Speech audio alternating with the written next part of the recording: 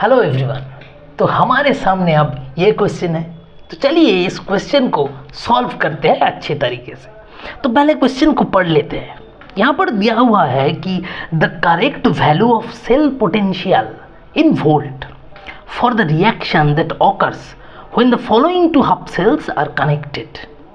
अब यहाँ पर दो half cells reactions are given. तो क्या है ये क्वेश्चन का मसला?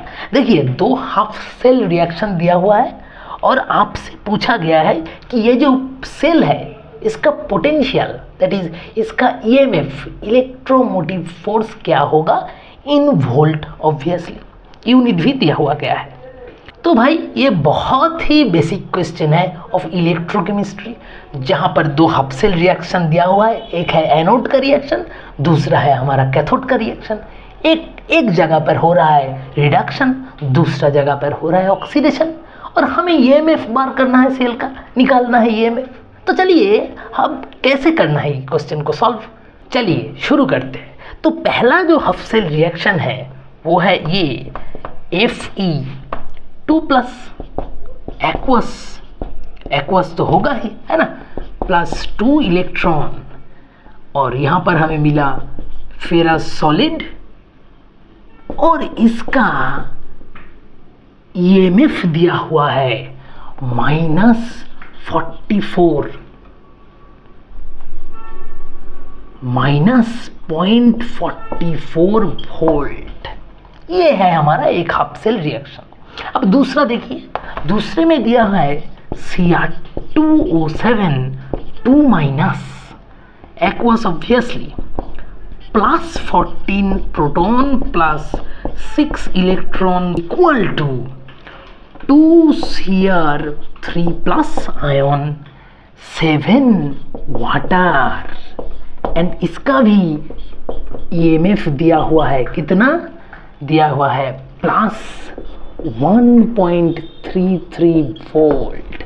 अब इन दोनों हाफ सेल रिएक्शंस को देख के हमें सेल का ईएमएफ निकालना पड़ेगा। तो बताइए भाई साहब, ईएमएफ ऑफ अ सेल क्या होता है? तो हमें पता है ईएमएफ मतलब maximum potential difference between the two electrodes of a cell. बहुत ही ईजी है, देखिए कितना इजी चीज़ है। ईएमएफ मतलब maximum potential difference between the two electrodes, one is cathode and another is obviously anode of a cell. तो यहाँ पर एक है कैथोड रिएक्शन और दूसरा है एनोड रिएक्शन।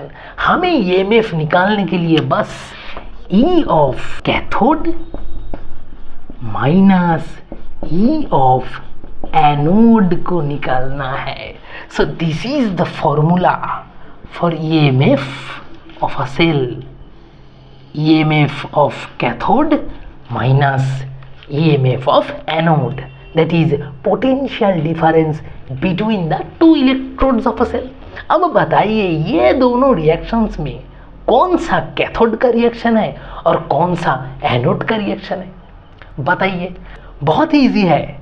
हमें पता है कि भाई कैथोड में क्या होता है, कैथोड में होता है भाई रिडक्शन, और एनोड में क्या होता है, एनोड में होता है भाई ऑक्सीडेशन। अब देखिए कितना इजी हो गया ये क्वेश्चन। अब सिर्फ हमें देखना है कि ये जो रिएक्शंस दिया हुआ है इसमें कहाँ पर रिडक्शन हो रहा है। जहाँ पर रिडक्शन हो रहा है वो हो गया हमारा कैथोडिक रिएक्शन, और जहाँ पर ऑक्सीडेशन हो रहा है वो हो जाएगा हमारा एनोड का रिएक्शन। उसके बाद हम ये ई का वैल्यू पुट कर देंगे और ईएमएफ ऑफ सेल हमें मिल जाएगा। तो अब हमें देखना है कि इन दोनों में से कौन सा है रिडक्शन वाला रिएक्शन, कौन सा है ऑक्सीडेशन वाला रिएक्शन। रिडक्शन वाला रिएक्शन कैथोडिक रिएक्शन होगा, उसका जो ईएमएफ है वो कैथोड का ईएमएफ, और बाकी जो है वो एनोड का ईएमएफ होगा।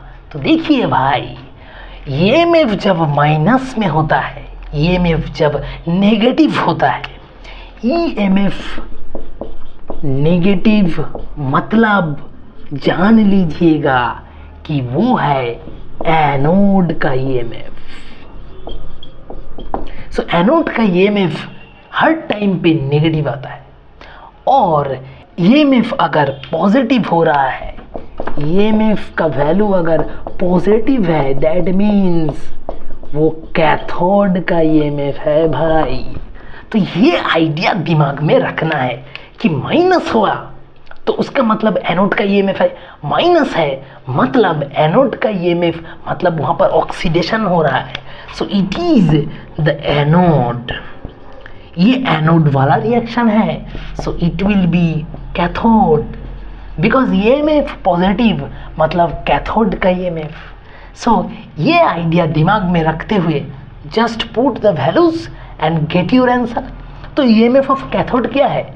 ईएमएफ ऑफ कैथोड है plus 1.33 minus of EMF of anode minus 0.44, और ये वोल्ट में आएगा क्योंकि ये दोनों ही वोल्ट में था। तो देखिए इसे सॉल्व करके क्या मिलता है, प्लस हो जाएगा माइनस माइनस में, तो ये आ रहा है हमारा 1.77 वोल्ट। तो आया समझ में कुछ? देखिए अब ऑप्शन की तरफ चलते हैं। देखिए नंबर 3, ऑप्शन नंबर 3 में है 1.77 वोल्ट।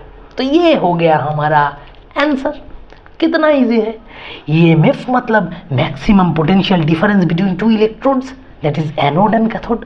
सो हम कैथोड माइनस एनोड किए। हमको सिर्फ मसला ये था कि जानना था कि कौन सा एनोडिक हफ है और कौन सा कैथोडिक हफ है। ईएमएफ नेगेटिव मतलब हमेशा एनोडिक हफ, और ईएमएफ पॉजिटिव मतलब वो कैथोड वाला रिएक्शन है। तो हमने वैल्यू पुट कर दिया और आंसर मिल गया।